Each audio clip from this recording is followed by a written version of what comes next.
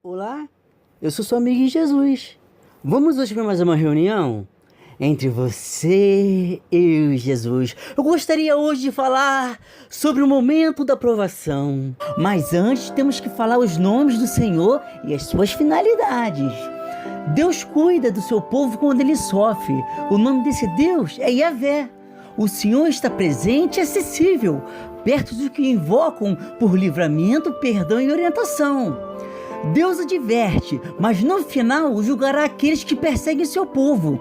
O nome desse Deus é Jeová Tsiquenu. O Senhor é nossa justiça. Deus dará vitória ao seu povo. O nome desse Deus é Jeová Roi. O Senhor é nosso pastor. Do capítulo 10 de João, do versículo 10 ao 11, diz assim: O ladrão não vem senão a roubar, a matar e a destruir. E eu vim para que tenham vida, e a tenham com abundância. Eu sou o bom pastor dá sua vida pelas ovelhas. Em toda a Bíblia, nunca houve algum relato que Deus perdeu alguma batalha. É só ter fé e o mundo espiritual começará a se movimentar. O nome desse Deus é Jeová Sabaote, o Senhor dos Exércitos, também conhecido como General dos Generais. Fiel povo de Deus herdará o seu reino em sua totalidade. O nome desse Deus é Jeová Maquidesh, Senhor que santifica e nos torna santos. E será desta forma que poderemos herdar o reino dos céus. Administrar o tempo para Deus. Em Eclesiastes capítulo 3, versículo 17, diz assim: Eu disse no meu coração, Deus julgará o justo e o ímpio, porque há um tempo para todo propósito e para toda obra. Este versículo diz a respeito de dois julgamentos: o tribunal de Cristo e o julgamento do grande trono branco de Deus. No primeiro julgamento, somente os cristãos estarão presentes e serão julgados somente pelas suas ações e motivações na terra, e não por seus pecados que foram julgados no Calvário. No segundo julgamento, somente os incrédulos estarão lá. Os dois, em épocas diferentes, incluirão todas as pessoas. O poder da oração de um justo. No livro de Tiago, capítulo 5, versículo 16, diz assim: Confessai as vossas culpas uns aos outros, e orai uns pelos outros, para que sareis. A oração feita por um justo pode muito em seus efeitos. A hermenêutica do justo. Baseado na hermenêutica, o justo, com referência aos seres humanos, pode significar um estado de inocência, um atuar conforme a lei e estar em comunhão com Deus. Este último significado Paulo desenvolve especialmente em Gálatas e Romanos. Por meio de Cristo, Deus considera justo perante ele os pecadores que creram. Esse tema também é desenvolvido em Isaías, onde a justiça de Deus se manifesta na sua ação salvadora a favor do seu povo. As citações sobre o justo. No livro de Gênesis, capítulo 6, do versículo 8 ao 9, diz assim: Noé, porém, achou graça aos olhos do Senhor. Noé era homem justo e perfeito em suas gerações. Noé andava com Deus. No livro de Salmos, capítulo 5, do versículo 11 ao 12, diz assim: Porém, alegre-se em todos os que confiam em ti. Exultem eternamente, porquanto tu os defende. E em ti se gloriem os que amam teu nome. Pois tu, Senhor, abençoarás ao justo, circundará da tua benevolência como de um escudo. Salmos, capítulo 11, versículo 5. O Senhor prova o justo, porém ao ímpio e ao que ama a violência, odeia a sua alma. Em Salmos 37, capítulo 21.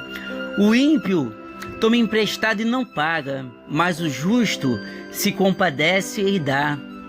Salmos 37, versículo 25. Fui moço e agora sou velho, mas nunca vi desamparado o justo, nem a sua semente a mendigar o pão. Salmos 37, versículo 29. Os justos herdarão a terra e habitarão nela para sempre. A comunhão com Deus. No livro de Gênesis, capítulo 2, versículo 15, diz assim: E tomou o Senhor Deus o homem e o pôs no jardim do Éden, para lavrar e o guardar. Em Romanos, capítulo 1, versículo 17, porque nele se descobre a justiça de Deus de fé em fé, como está escrito, mas o justo viverá pela fé. Em Romanos, capítulo 3, versículo 25 ao 26, diz assim: Deus o ofereceu como sacrifício para perdoar mediante a fé pelo seu sangue, demonstrando a sua justiça. Em sua tolerância havia deixado impunes os pecados anteriormente cometidos, mas no presente demonstrou a sua justiça, a fim de ser justo e justificador daquele que tem fé em Jesus. O pedido de um justo. Em Filemão, no capítulo 1, do versículo 8 ao 10, diz assim: Por isso, mesmo tendo em Cristo plena liberdade para mandar que você cumpra o seu dever, prefiro fazer um apelo com base no amor. Na citação com base no amor, aqui revela a maneira como o apóstolo Paulo conduz e a todo cristão quanto a isso. Eu, Paulo, já velho e agora também prisioneiro de Cristo Jesus, apelo em favor de meu filho Onésimo, que gerei enquanto estava preso. Ei, meu filho Onésimo, essa é a primeira vez que o nome desse homem é mencionado, embora ele seja o motivo da carta. Sendo ele propriedade de Filemão, tinha fugido do seu dono para Roma numa distância de 1.500 quilômetros. E esse era um crime muito sério. Depois de chegar em Roma, esse escravo fugitivo, Onésimo, havia entrado em contato com Paulo, tendo entregado seu coração a Cristo. Em Filemão, no primeiro capítulo, do versículo 11 ao 14, diz assim: Ele antes era inútil, mas agora é útil, tanto para você quanto para mim.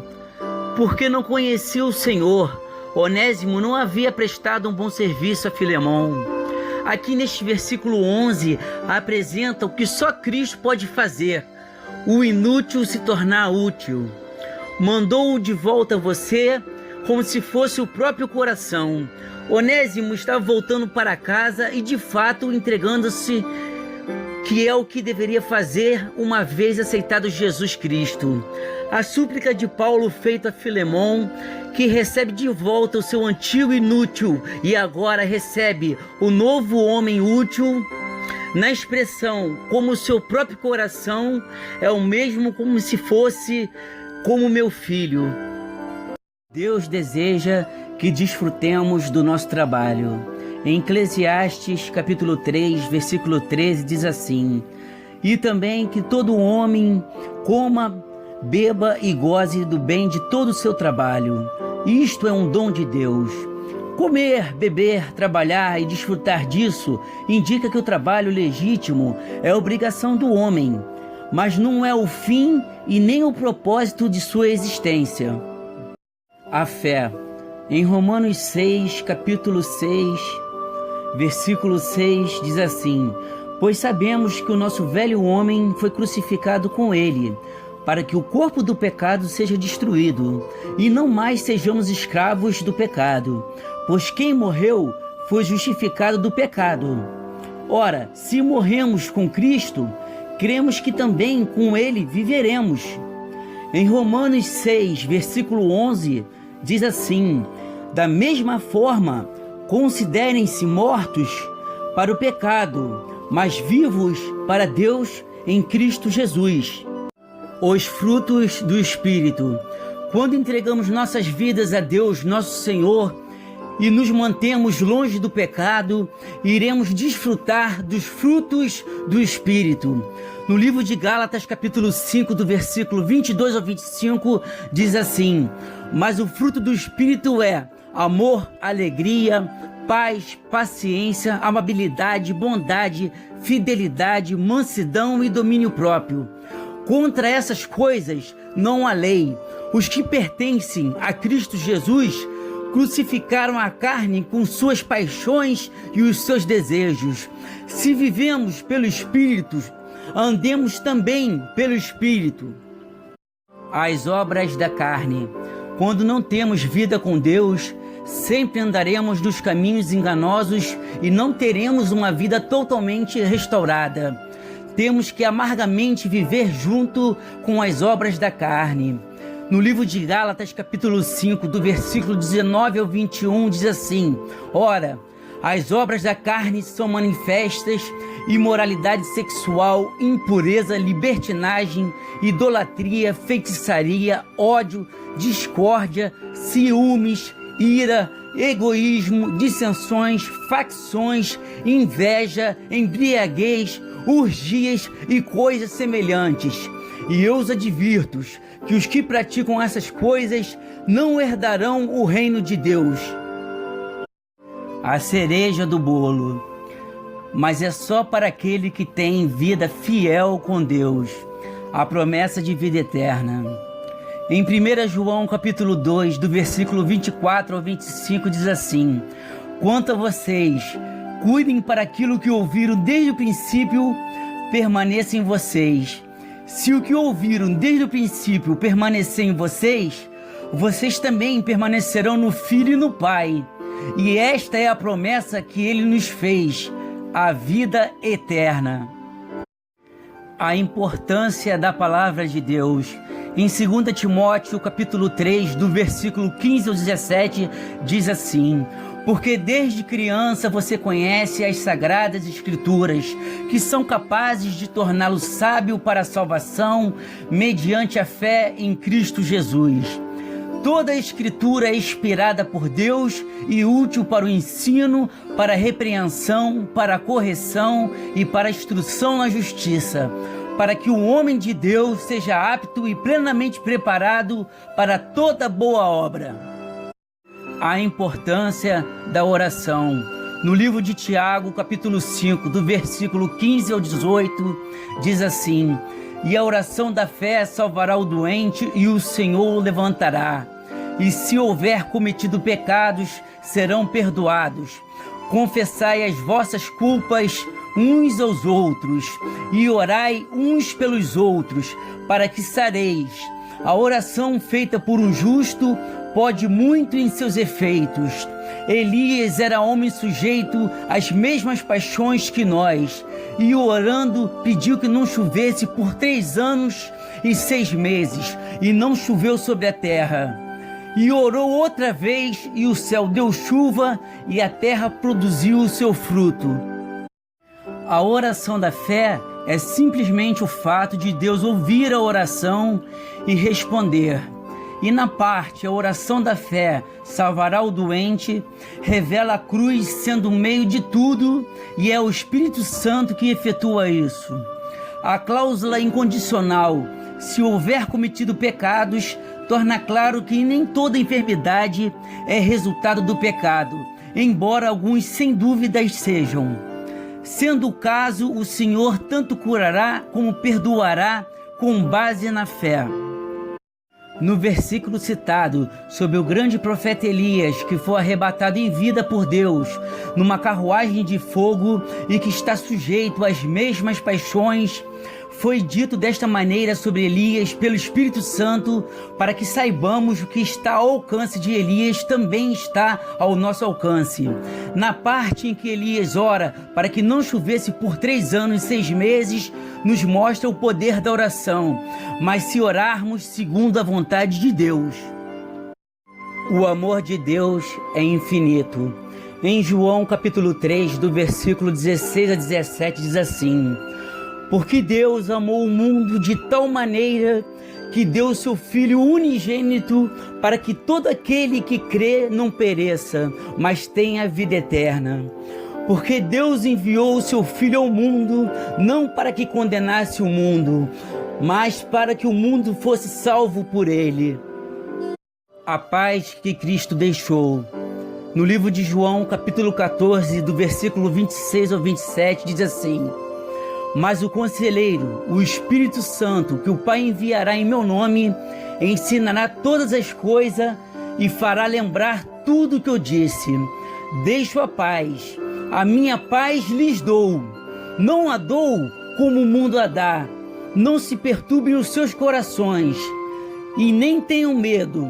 A paz que Cristo nos deixa é sem dúvida uma paz diferente da do mundo. Essa paz demonstra uma paz em meio às guerras, uma paz de domínio próprio quando somos provados, uma paz junto à mansidão, uma paz no perdão, uma paz em meio às tribulações, uma paz quando somos acusados. Essa é a paz que só aquele que crê na cruz e no que Jesus fez nela por nós pode ter. A cruz e Cristo. Hoje só é possível obtermos respostas de Deus e até mesmo enfrentar tribulações com a vitória garantida quando depositamos toda a nossa fé em Cristo e no que Ele fez por nós na cruz, na qual, para nos justificar, Jesus pagou um alto preço com seu sangue carmesim, nos lavando de todos os nossos pecados. E Cristo, que é a fonte de onde obtemos o perdão das feridas de nossas almas e a restauração por completa de todas as áreas de nossas vidas para os corações verdadeiramente arrependidos. Um ponto de fé e de esperança para a sua vida. Em 1 Coríntios, capítulo 2, versículo 9, diz assim: mas como está escrito, as coisas que o olho não viu e o ouvido não ouviu e não subiram ao coração do homem, são as que Deus preparou para os que o amam. A importância do ID. No livro de Marcos, capítulo 16, do versículo 15 ao 16, diz assim: e disse Jesus: ide por todo o mundo, pregai o evangelho a toda criatura. Quem crê e for batizado será salvo, mas quem não crer será condenado. Neste capítulo de 2 Timóteo, Paulo encoraja os cristãos sobre a oportunidade de pregar em qualquer ocasião, ou seja, oportuna ou inoportuna. Em 2 Timóteo, capítulo 4, versículo 2, diz assim: pregue a palavra, esteja preparado a tempo e fora de tempo. Repreenda, corrija, exorte com toda paciência e doutrina. O porquê de jejuar. No livro de Marcos, capítulo 9, do versículo 25 ao 29, diz assim: quando Jesus viu que uma multidão estava se ajuntando, repreendeu o espírito imundo, dizendo: espírito mudo e surdo, eu ordeno que o deixe e nunca mais entre nele. O espírito gritou, agitou-o violentamente e saiu. O menino ficou como morto, a ponto de muitos dizerem: ele morreu. Mas Jesus tomou pela mão e o levantou, e ele ficou em pé. Depois de Jesus ter entrado em casa, seus discípulos lhe perguntaram em particular: por que não conseguimos expulsá-lo? Ele respondeu: essa espécie só sai pela oração e pelo jejum. Entendimento eclesiástico para que a nossa fé não morra. Apesar de muitas das vezes no templo praticarmos o ato da boa vizinhança e querermos agradar ao pastor ou ao padre, temos que ter a convicção de que o cordão umbilical deve estar somente ligado na cruz e no que Jesus fez nela por nós. Muitos cristãos se perderam no meio da caminhada por causas que certamente Deus não foi e nunca será o culpado. As pessoas se baseiam nos pecados do homem, que já tem a sua tendência pecaminosa, e praticam seus pecados ocultos, onde Deus não coabita em meio desta situação. Igreja é um lugar de vários degraus, onde cada um, com sua fé e sua obediência ao Senhor, se mantém no caminho da fé e da salvação e avançam degrau por degrau, ao chegar ao ponto do Espírito Santo nos purificar e nos santificar. Então não devemos nos decepcionar e nem permitir que isto nos afaste do amor de Cristo. Voto de fé. Quero agora te convidar a fazer um voto de fé em 4 etapas e veremos como Deus nos ama e é misericordioso. Na primeira etapa, devemos sempre confiar em Deus no que fará ou no que pode fazer. Isso se chama fé e é através dela que poderemos ser salvos. Em Mateus capítulo 26, versículo 41 diz assim: Vigiai e orai, para que não entreis em tentação. Na verdade, o espírito está pronto, mas a carne é fraca. Devemos diariamente ler a palavra, pois é através dela que alimentaremos a nossa fé. Na segunda etapa, nosso Deus é um Deus ciumento. Não pode haver idolatria. E ela pode acontecer de várias formas diferentes. Pelo simples fato de ficar o dia inteiro em redes sociais e não sabermos administrar o tempo para Deus, é um exemplo, entre outros, de idolatria. Na terceira etapa, devemos aceitar a conversão, onde o velho homem morrerá e nasceremos de novo como filhos de Deus através do batismo. E o nosso nome estará escrito no livro da vida, de onde prestaremos contas no dia do juízo final. Então agora o pecado não habita mais em nós, e sim o Espírito Santo. E já sabendo que temos a tendência à natureza pecaminosa, devemos ir para o joelho dobrado e pedir perdão ao Senhor. Sabemos que no início pode parecer difícil, mas ao perseverar e começarmos a ter experiências com Deus, te garanto que nunca mais nos afastaremos dos caminhos do Senhor. Em Romanos, no capítulo 8, versículo 35, diz assim: quem nos separará do amor de Cristo? Será tribulação? Ou angústia? Ou a perseguição? Ou a fome? Ou a nudez, ou perigo, ou espada? Na quarta etapa, se diz sobre a importância de jejuar. Ela pode ser de diversas formas diferentes, não apenas ficar um dia sem comer, porque entendemos que muitas pessoas, por questões de saúde, não podem assumir este tipo de compromisso. Mas podemos, por exemplo, ficar sem acessar redes sociais, deixar de fazer algo que gostemos. Isso também é uma forma de jejuar. Eu quero aproveitar hoje a palavra e dar mais uma continuidade no tema provação. Muitas pessoas na Bíblia tiveram seu momento de provação.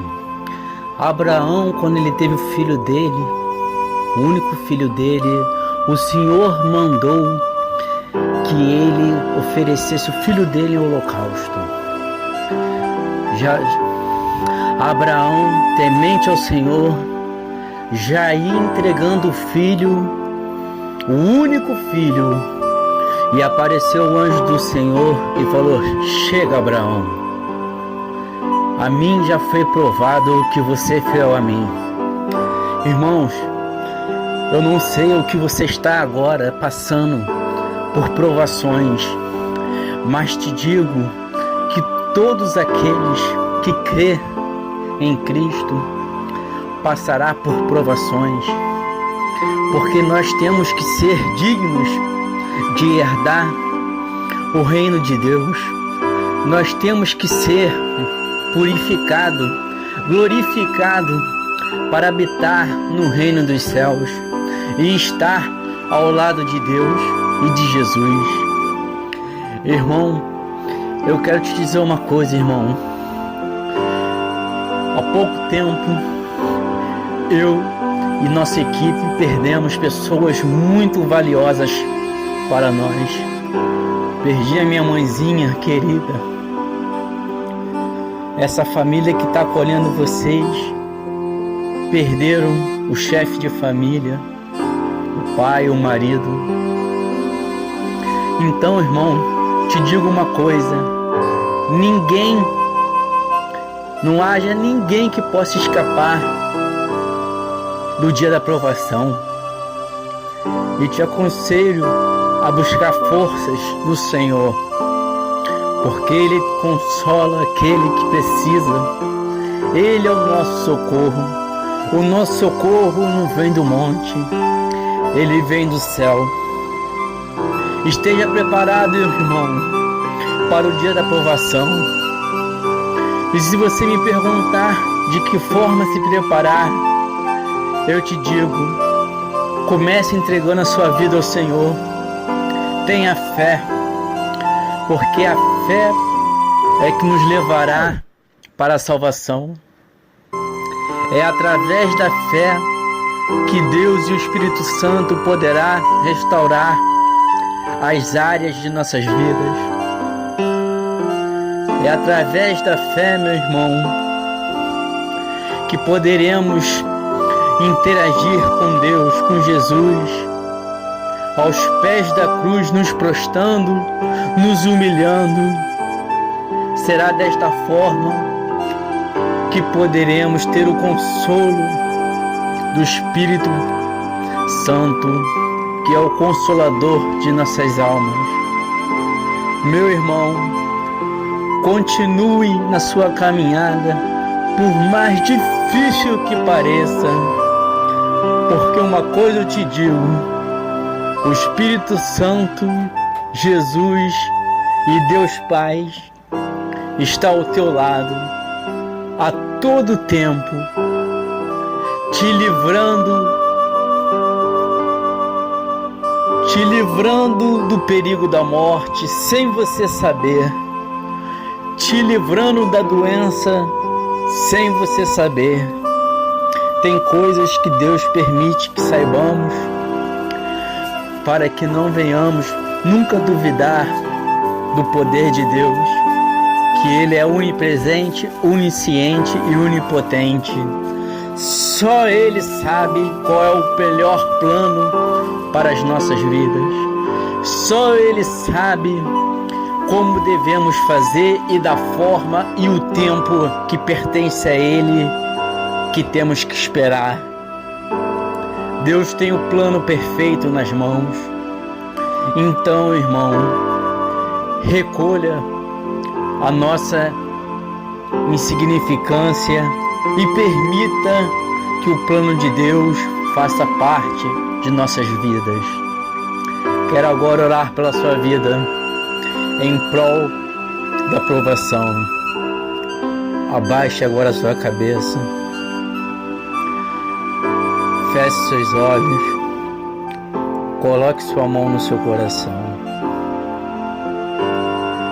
Permita agora que o Espírito Santo de Deus venha sondar o seu coração.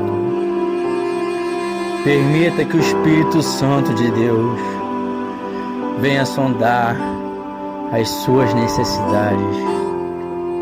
Permita que o Espírito Santo de Deus